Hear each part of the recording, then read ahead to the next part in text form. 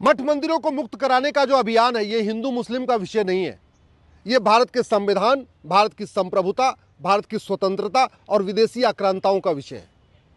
पहली बात तो ये कि जो हमारे स्वतंत्रता संग्राम सेनानी थे वो केवल हमको भौतिक रूप से आज़ाद नहीं कराना चाहते थे, हमको सांस्कृतिक रूप से भी आज़ाद कराना चाहते थे, हमको आध्यात्मिक रूप से भी स्वतंत्र कराना चाहते थे। वो चाहते थे कि हम संपूर्ण रूप से स्वतंत्र हो जाए।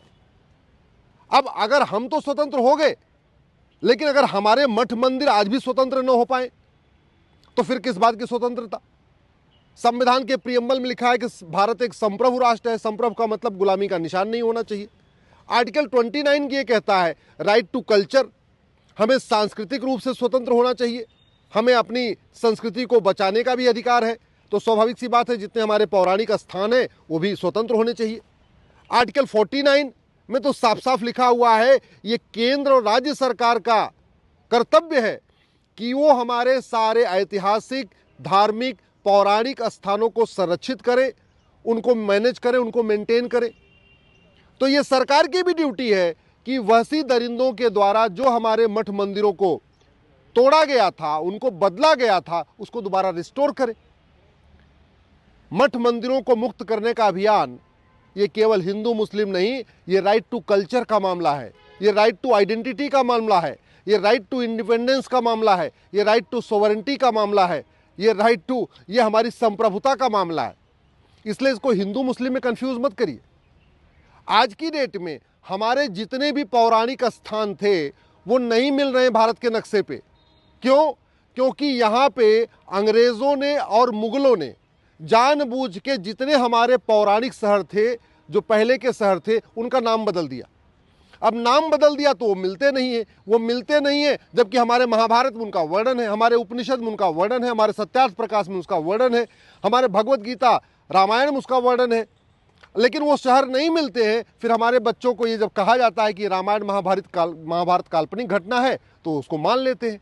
इसलिए जो गुलामी के दौरान हमारे शहरों के नाम बदले गए उनको रिस्टोर करना ज़रूरी है। और इसी तरीके से गुलामी के दौरान जो हमारे मठ मंदिरों को गुंबद बदला गया, तोड़ा गया, उनका जो है स्वरूप बदला गया, उसको भी रिस्टोर करना ज़रूरी है। अदरवाइज फिर फ़ायदा क्या है?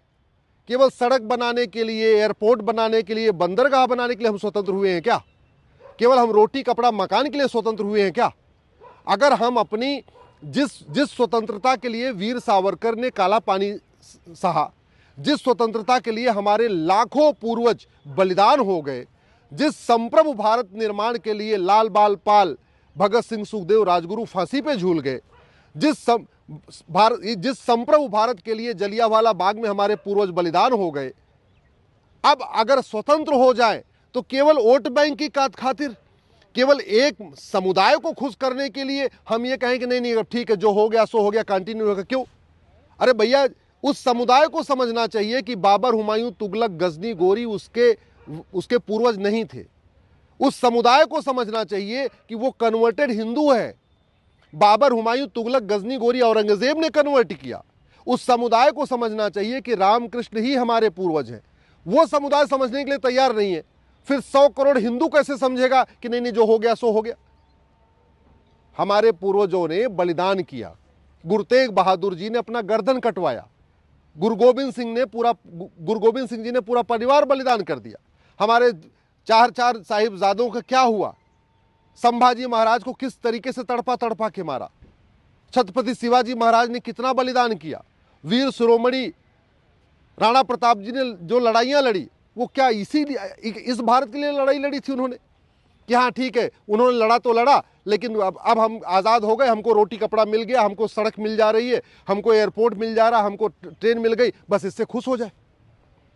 मेरा ये मानना है कि जो लोग इसको हिंदू मुस्लिम बना रहे वो सबसे बड़े देश के दुश्मन हैं। ये हिंदू मुस्लिम का विषय नहीं है, ये विषय हमारी संप्रभुता का है, हमारे पूर्वजों के बलिदान का है। अगर छत्रपति शिवाजी महाराज के भारत में रहते हुए यहाँ औरंगजेब के नाम की या और भी वहशी दरिंदों के नाम की सड़क, मोहल्ले, गलियां हैं, तो इसका मतलब हम छत्रपति शिवाजी महाराज को अपना मुंह दिखाने लायक नहीं है। अगर यहाँ पे गुरु तेग बहादुर जी के और अपने गुरु गोबिंद सिंह जी के रहते हुए हम अगर वैसी दरिंदों के नाम पे सड़क मोहल्ले गलियां लेके बैठे हुए हैं तो वास्तव में हमें उनको पूजा करने का अधिकार नहीं है, उनको माला पहनाने का अधिकार नहीं है। मैं बार बार कह रहा हूं, जब तक गुलामी का नाम नहीं मिटेगा, जब तक गुलामी का निशान नहीं मिटेगा, तब तक गुलामी की सोच नहीं मिटेगी। और केवल एक मजहब को खुश करने के लिए कि ठीक है जो हो गया सो हो गया, जौहर हुआ तो हुआ, हमारे पूर्वजों को तड़पाया गया तो तड़पाया गया, छोड़ दो। क्यों छोड़ दें? किस बात के लिए छोड़ दें? अगर स्वतंत्र भारत में कलम का उपयोग करके, संविधान का उपयोग करके हम अपने मठ मंदिरों को मुक्त नहीं करा सकते, तलवार तो चलाना नहीं है, लाठी डंडा तो लेके चलना नहीं है, बलिदान तो करना नहीं है, केवल कोर्ट की लड़ाई लड़नी है। अब अगर कोर्ट की लड़ाई भी हम न लड़े तो धिक्कार है हमें, फिर हमें धिक्कार है इस बात का। और फिर संविधान किस बात का? संविधान में तो लिखा हुआ है संप्रभु भारत का निर्माण करेंगे। संप्रभु का मतलब ही है न गुलामी का नाम हो, न गुलामी का निशान हो। आर्टिकल 29 में तो लिखा हुआ है हम अपनी संस्कृति को संरक्षित करेंगे। संस्कृति तब संरक्षित रहेगी जब हमारे जो सांस्कृतिक केंद्र हैं, जो हमारे धार्मिक केंद्र हैं, हम उनको रिस्टोर कर पाएंगे।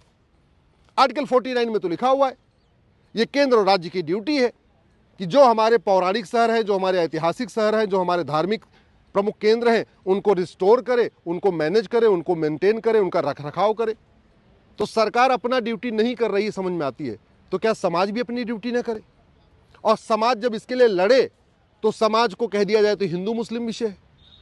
और वैसे भी जो सोच इसको हिंदू मुस्लिम बना रही है, उस सोच ने तो भारत का विभाजन भी करा लिया। क्या भारत का विभाजन होने के बाद वो संतुष्ट हुए क्या? भाई जिन्ना को सेटिस्फाई करने के लिए भारत का विभाजन कर दिया, और उस समय तो एक जिन्ना था। आज की डेट में तो हर जिले में जिन्ना बैठा हुआ है, फिर तो एक एक जिला सब जिन्ना को दे दीजिए।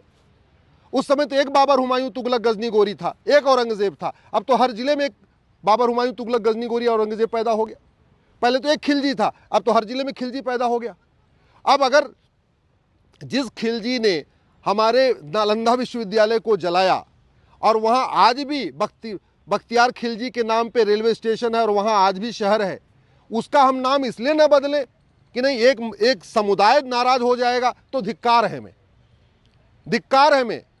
अरे भाई सीधी सी बात है, खिलजी के वंशज यहाँ थोड़ी बचे हुए जो हम खिलजी के वंशजों को सेटिस्फाई कर रहे। बाबर हुमायूं तुगलक गजनी गोरी के वंशज थोड़ी यहाँ बचे हुए जो हम उनको सेटिस्फाई कर रहे।